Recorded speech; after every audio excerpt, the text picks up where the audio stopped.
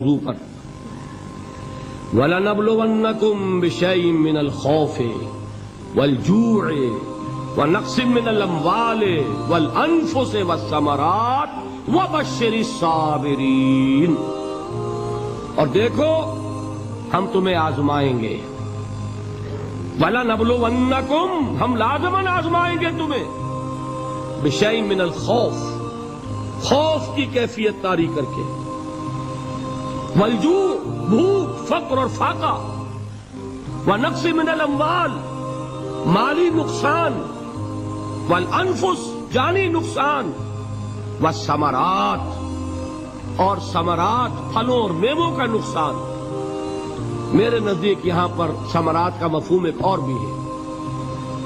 ایک تو صاف تھا کھجور کی فصل تیار ہے اور غزوہ تبوک جانے کا حکم مل گیا، کون اتارے گا؟ اور کھجور وقت پر اتری نہیں، برباد ہو جائے گی۔ یہ ہو رہا ہے نا میووں کا نقصان۔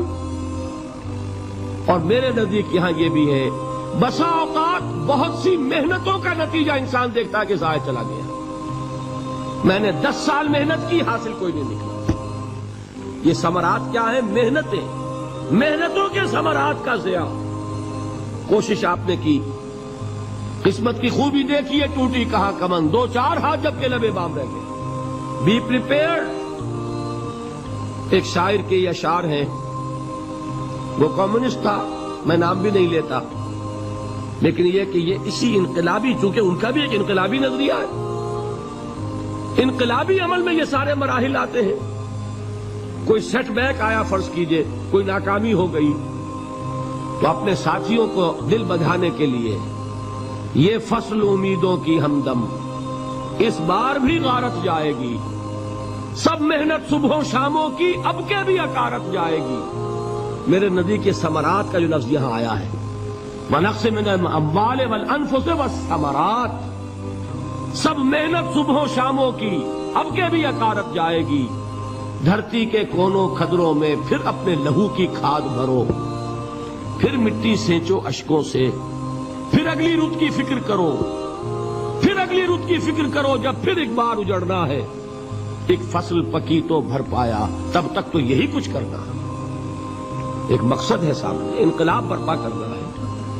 ایک کوشش ناکام ہو جائے کوئی پرواہ نہیں، نیکسٹ، پھر تیار رہو ناکامی کے لیے۔ ایسا نہ ہو جو انگریزی میں کہتے ہیں hope for the best but be prepared for the worst. ایسا نہ ہو کہ دوسری مرتبہ ناکام ہو کے بددل ہو جاؤ، تمہاری ہمتیں جواب دے جائیں، نہیں، پہلے سے تیار رہو کہ دوسری مرتبہ بھی ناکامی آئے تو آئے، لیکن جب تک کہ کامیابی حاصل نہیں ہوتی ہمیں یہ کام کیے چلے جائیں۔ دیکھیے سیرت میں آیا کہ نہیں یہ واقعہ؟ بدر میں مسلمانوں کو فتح ہوئی تو احد میں زک پہنچی کہ نہیں؟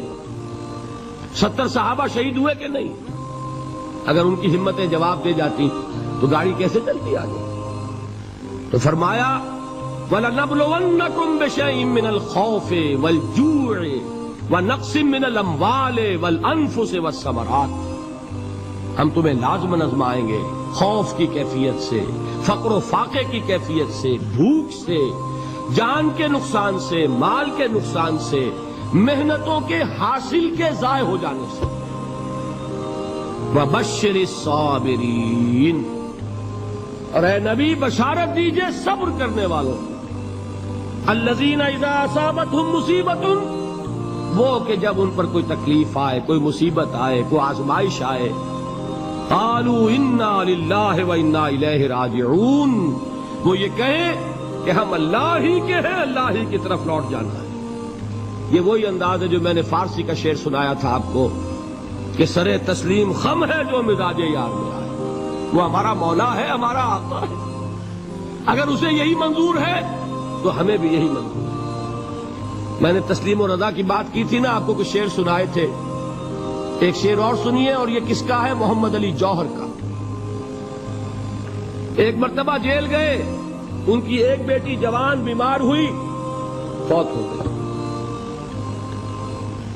باہر چھوڑا انگریز نے، جاؤ بھائی دفن کر دو بیٹی کو۔ دوسری مرتبہ جیل گئے، دوسری جوان بیٹی اسی مرض میں مبتلا ہوئی، اب یہ جیل میں ہے، خبر پہنچی کہ دوسری بیٹی کے اوپر بھی اسی مرض کا حملہ ہوا ہے۔ ایک نظم لکھی ہے جس کا آخری شعر یہ ہے تیری صحت ہمیں منظور ہے لیکن اس کو نہیں منظور تو پھر ہم کو بھی منظور نہیں. یہ ہے جب تک یہ کیفیت نہ ہو اس میدان میں آدمی ثابت قدم نہیں رہ سکتا کہ میرے رب کو اگر یہ منظور ہے تو یہی مجھے منظور ہے. اور تیری صحت ہمیں چاہیے تو ضرور لیکن ہمارے رب کو منظور نہیں تو ہمیں بھی منظور. راضی برضائے رب. وبشر الصابرین الذین اذا اصابتهم مصیبۃ قالوا انا للہ وانا الیہ راجعون. نہ شود نصیب دشمن کے شود ہلاک تیغت سرے دوستہ سلامت کے تو خنجر آزمائے. اولئک علیہم صلوات من ربہم ورحمہ. یہی ہے وہ لوگ جن پر ان کے رب کی طرف سے عنایتیں ہیں اور رحمتیں ہیں. وَأُولَٰئِكَ هُمُ الْمُهْتَدُونَ. اور یہی ہے وہ لوگ جو کامیاب ہونے والے ہیں، ہدایت پانے والے، ہدایت یافتہ.